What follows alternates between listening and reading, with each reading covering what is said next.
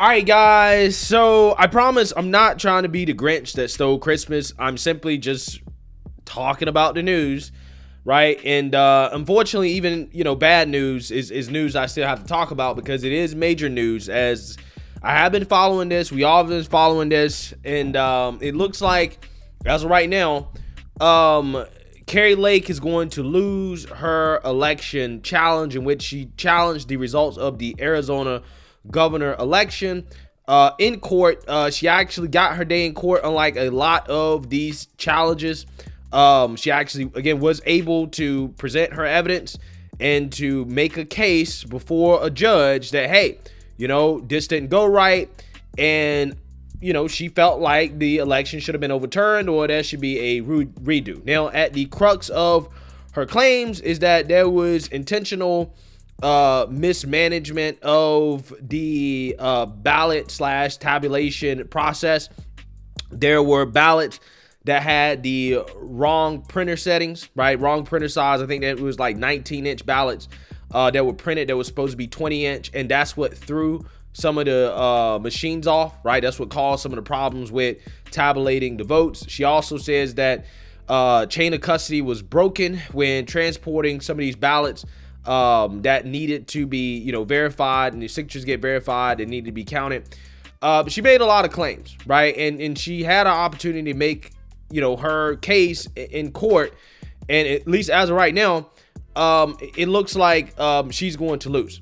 However, she does have a major announcement in response to this judgment that I want to talk about. But first, I want to play a news clip that will give you guys kind of a summary of some of the arguments that were made in court revolving this case. Take a look. Underway, just wrapping up, as a matter of fact, in Kari Lake's election trial. She says she's the rightful governor-elect even after losing the election. She claims tens of thousands of voters were disenfranchised on Election Day, costing her the election for governor. Fox 10's Irene Snyder is live with details from the courtroom. Irene, this just wrapped up.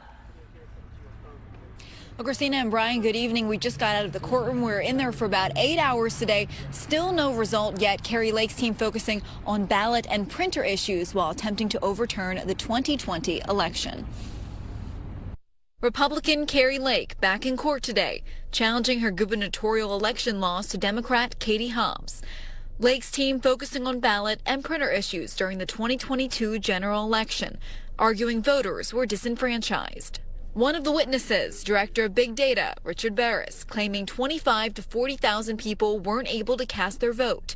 He says they polled 813 people across the state, and people who said they had planned on voting never completed an exit interview. We know what the margins were. In my opinion, in my professional opinion, this did have an impact on the outcome. It definitely impacted the outcome. Do you mean that it would have changed the outcome? Right now, Miss Lake would be ahead. Yes.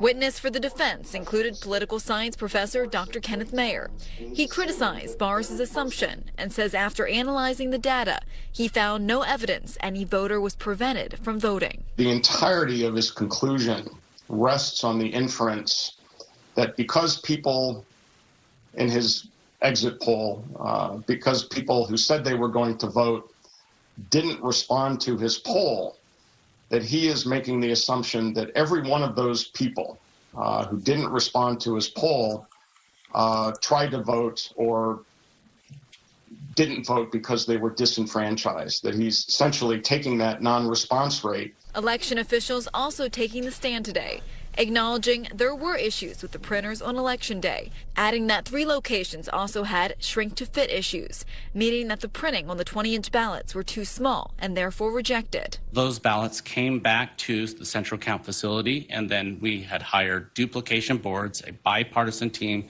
Republicans and Democrats, to duplicate that ballot. I really want to caution anybody for thinking about this just as Republicans because, the vote share is so large, where the Republicans were absolutely disproportionately impacted by this. Election officials say all affected voters had the option of placing their ballots in what was labeled Box 3. They were then tabulated by a bipartisan group.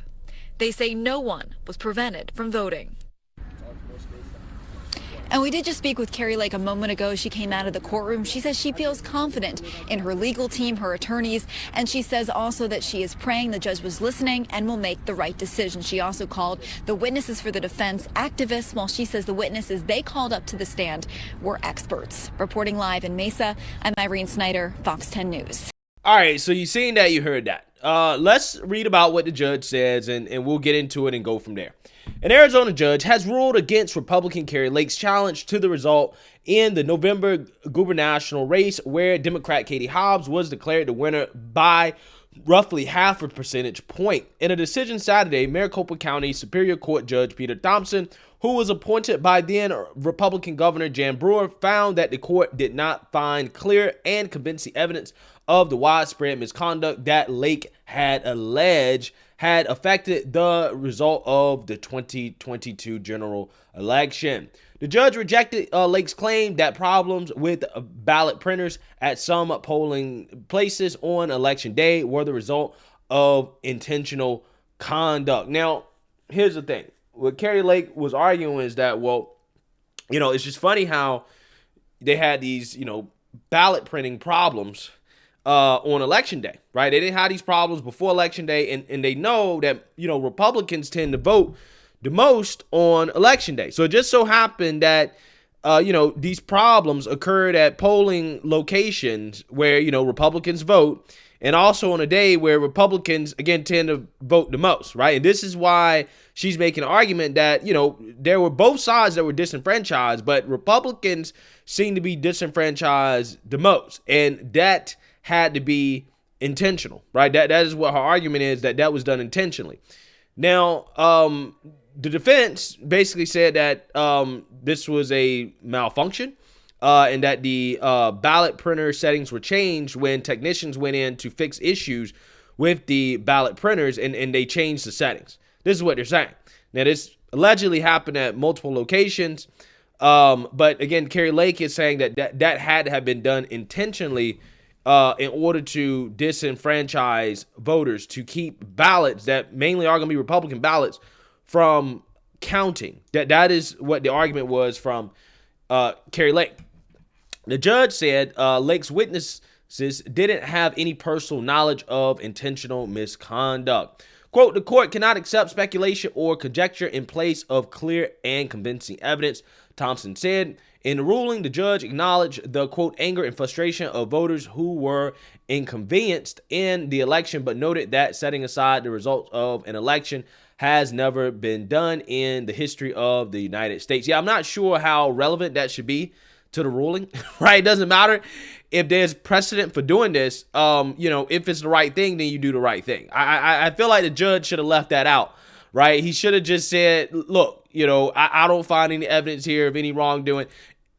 Just say that, right? If that's what you're going to say, just say that. But don't say that, hey, this has never been done before. It kind of makes it sound like that you don't want to rock the boat, right? That's kind of what it sounds like to me. I'm just saying. I don't know if that was something that I would have said. Lawyers for Lake focus on problems with ballot printers at several polling locations in Maricopa County, home to more than 60% of Arizona's voters. The defective printers produced ballots that were too light to be read by the on-site tabulators at polling places. Lines backed up in some areas amid the confusion. Now, so let me explain this toner issue because it is important, right? It kind of goes along with the whole 19-inch versus 20-inch ballot thing. According to Maricopa County election co-director Scott Jarrett, right, when he was talking about the issues that Maricopa County was having on election day with counting ballots, apparently there was a toner issue, okay? Like Fox News said, they were producing ballots that were too light to be read, right? And this resulted in those ballots being placed in box 3. About 17,000 ballots that day were placed in box 3 to be, counted and tabulated later.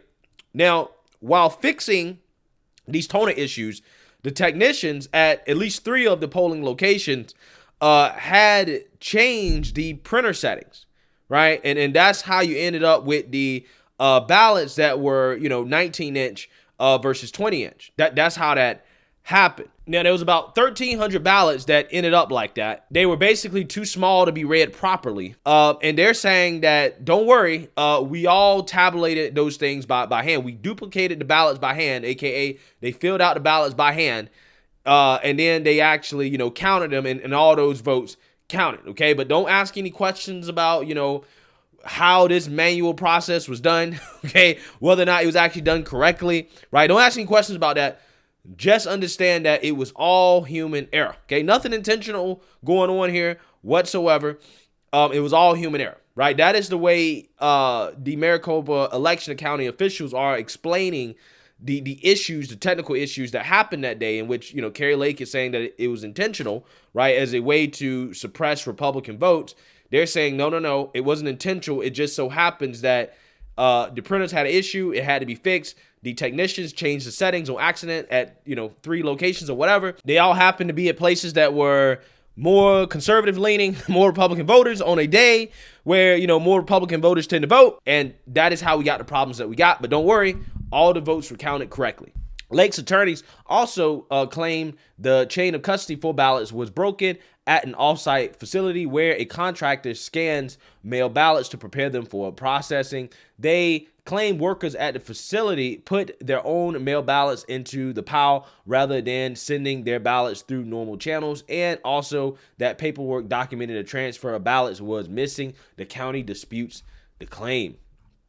In a tweet following the ruling, Lake said she will file an appeal. Quote, "My election case provided the world with evidence that proves our elections are run outside of the law." Lake tweeted, "The judge did not rule in our favor. However, for the sake of restoring faith and honesty in our elections, I will appeal his ruling." All right, so Kari Lake, her major announcement is that she's going to appeal, right? She's going to keep fighting, and she's going to fight as much as she can. I'm not sure how much time she has to go, since Katie Hobbs is going to be sworn in at the beginning of January.